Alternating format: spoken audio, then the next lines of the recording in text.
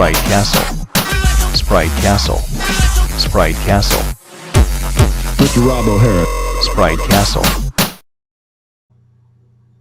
Hello and welcome to a special episode of Sprite Castle. On today's show, I'm going to show you the often talked about, but I guess rarely seen game, Smurf Massacre. Now, Smurf Massacre is not a game that was sold in stores. It was a game that was written by just a couple of guys, and it got uploaded to a BBS like things did, and it spread, and so it kind of got like an underground spreading. It was kind of infamous back in the day. So I'm going to go through the menu system here,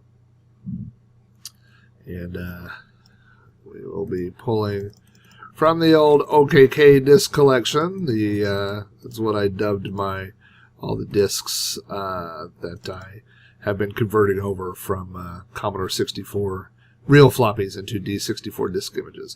This is the title screen of the Great Smurf Massacre. As you can see, there are two choices, and unlike this, this is kind of a unique episode, so I'm going to actually use the mouse a little bit to point some things out. But here you can see that these guys wrote this program in Basic 64, and it has their phone numbers here. So if you'd like to call these guys and tell them what a great job they did almost 30 years ago on the Great Smurf Massacre, there's their phone numbers. I'm hoping that those phone numbers are no longer valid. From this menu, you have two choices. You can commit psychotic Smurf genocide. By the way, psychotic is misspelled. Or masochistically, I don't even think that's a word, torture a Smurfette. So we're going to do that first because, gosh, doesn't that sound like fun? We're going to torture Smurfette. So we're going to hit M. Now, in WinVice, if you hit Alt-W, you can turn on warp mode, and warp mode will greatly speed things up. And so that's what I'm doing to get this game to load a little bit more quickly than normal. Here we have the Smurfette torture scene. Right here in the main part of the screen, you can see it says choose menu, and 1, 2, 3, 4, 5 as it goes clockwise, starting over here with the can of worms. And so if you press the corresponding buttons on the keyboard, 1, 2, 3, 4, 5, you can place Smurfette into these various torture devices. The first one here, over here on the left, or the bottom left, is the can of worms. So if I press 1, and here you see we've placed Smurfette in a can of worms. I guess that's probably torture for a Smurf.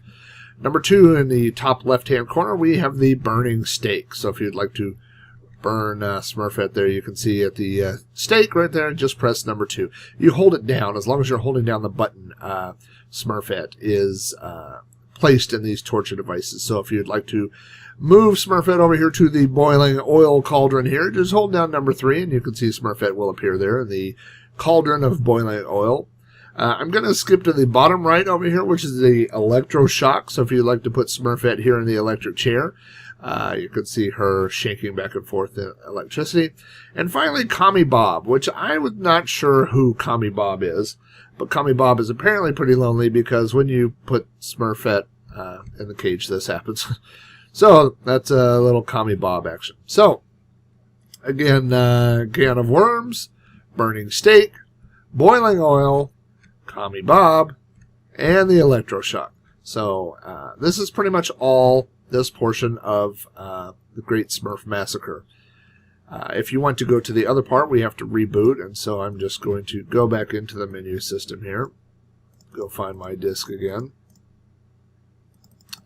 I'm sure the Great Smurf Massacre. Now that we have the internet, of course, these things are widely available, but back in the day, finding something like this was like gold. You know, you could use this to trade to other people, and a lot of people didn't even believe you had it when you told them you had a game where you could torture Smurfette or commit a misspelled psychotic Smurf genocide.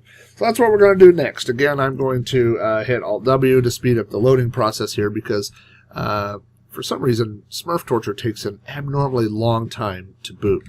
So here we have this little joke thing here that says G.I. Joe 2, the Smurf Massacre. says the Pyromaniac was here, which is one of the two people that's listed on the main screen. And this portion of the Great Smurf Massacre actually uses a joystick, so I'm going to get my joystick here.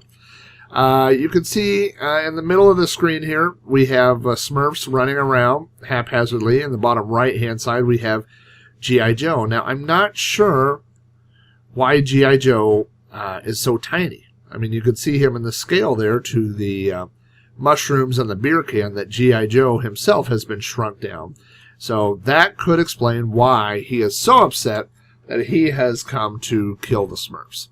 On the top there, you can see you have 4 weapons to choose from, numbers 1, 2, 3, and 4. So I'm going to press number 1.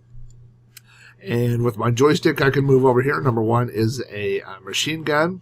And so as I move over here, you can see I can massacre Smurfs.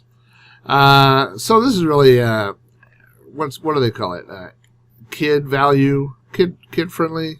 This is for, I mean, you know, it's no Grand Theft Auto, but so the Smurfs are sent out in waves. And one very annoying thing about this game, if you even want to call it a game, is that it does not support diagonal movement. So as you press diagonal on the joystick, it just kind of locks up. I know that's we're not really getting into the quality issues of G.I. Joe 2 The Smurf Massacre, but I'm just pointing that out as why I'm having a difficult time killing the last Smurf here. So what you'll see, also the Smurfs, I guess they did have white pants in the show, and they all seem to have red hats. Well, they all have red when I'm done with them. Come on, you dumb Smurf. This is kind of ridiculous. So as you wipe out all the Smurfs, you see more Smurfs appear. I have actually played this through, and there are 99 Smurfs that come out in waves of 7. And so if you really are really bored, like if you were on a government furlough and weren't going to work or whatever, you could sit around all day and shoot Smurfs and see just how many Smurfs this game will send out at you. Other weapons to choose from. Number 2 is the rocket launcher. And so if we want to place a shot right here in the middle, and you'll watch the Smurf scatter. We see our rocket go up there from our grenade launcher, come down here.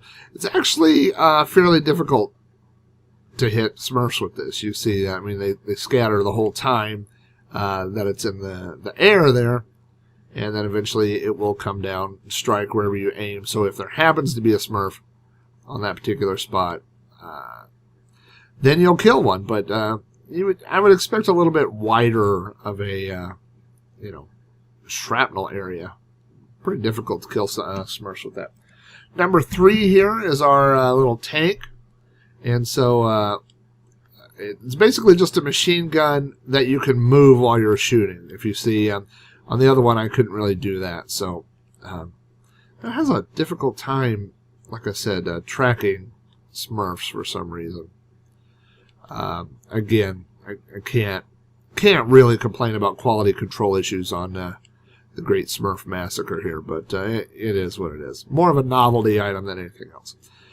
Finally, if you get fed up with tanking Smurfs out here, you have the 4th choice, which, as you can see, is the atomic bomb. You press that.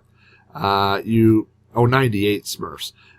So basically, you destroy all the Smurfs, and then the game tells you. First of all, it calls you Mr. Phelps, and I'm not sure who that's a reference to. I'm sure it's not a reference to whoever spell checked this program, because I see they've also misspelled congratulations. But basically what it tells you at this point is that if you would like to kill more Smurfs, you need to reboot the program again.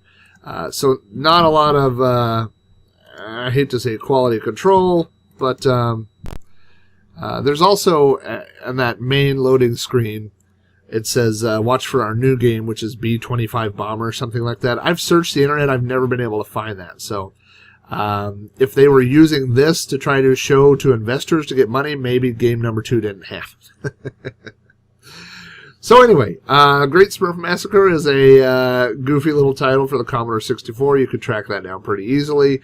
Not a whole lot of gameplay value, and probably if you've watched this video, you probably have seen all you want to see, unless your buddies come over, you're drinking beer one night, and you want to bet somebody that you have a game that gets Smurfette in a cage with a guy named Commie Bob who will do unmentionables to her.